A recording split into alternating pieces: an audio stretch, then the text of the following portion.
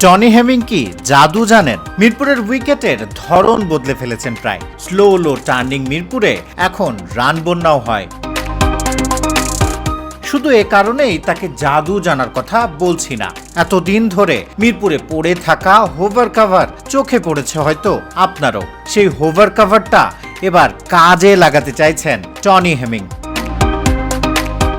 অপচয় কি দারুণ অপচয় ছিল এই হোভার কাভারটা। যারা জানেন না তাদের উদ্দেশ্যে একটু তথ্য দিই। ক্রিকেটের মাঠে হোভার কাভার মূলত একটি অত্যাধুনিক যন্ত্র, যা বৃষ্টির সময় ক্রিকেট পিচকে সম্পূর্ণ সুরক্ষিত রাখতে ও শুষ্ক রাখতে ব্যবহৃত হয়। এটি মাটির উপর সামান্য শূন্যে ভেসে থাকে, ফলে মাঠের ঘাস নষ্ট হয় না এবং পিচে আর্দ্রতা বা ভেজা ভাব জমতে দেয় না। পিচ রক্ষা, মাঠের ক্ষতি রোধ করা, তাপমাত্রা নিয়ন্ত্রণ, এই সব করা যায় এই হোভার কাভার থাকলে। তবে এটা থাকতেও ঠিকঠাক ব্যবহার করা হয়নি মিরপুরের হোম অফ ক্রিকেটে। ভাবা যায় মনে হচ্ছিল বৃথায় এই যন্ত্র নষ্ট করতে রেখে দেওয়া হয়েছে দিনের পর দিন, বছরের পর বছর। সেই মৃতপ্রায় হোভার কাভারে প্রাণ ফেরানোর চেষ্টায় আছেন টনি হেমিং নামক জাদুকর।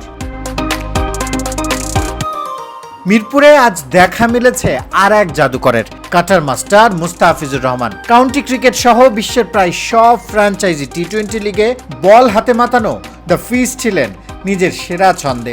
অজিদের বিপক্ষে নিজের সেরাটা দিতে মুখিয়ে বাহাতি জাদুকর মিরপুরে অনুশীলন করছেন একেবারে সিরিয়াস মুডে।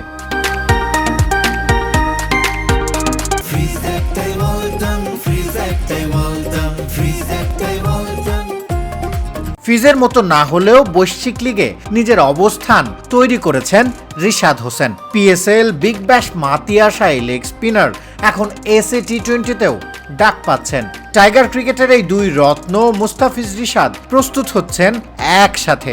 লক্ষ্যটাও এক, অজিবদ। মুস্তাফিজ ইমনের এই ছবি দেখলেই বুঝতে পারবেন অনুশীলনে সিরিয়াস মুডে সবাই, প্রস্তুতিতে 1 ইঞ্চি ফাঁক রাখতে নারাজ সবাই, কাউকে এক সুতো জায়গাও দিতে চান না। এই জেদই তো মুস্তাফিজদের দেখাবে সাফল্যের পথ।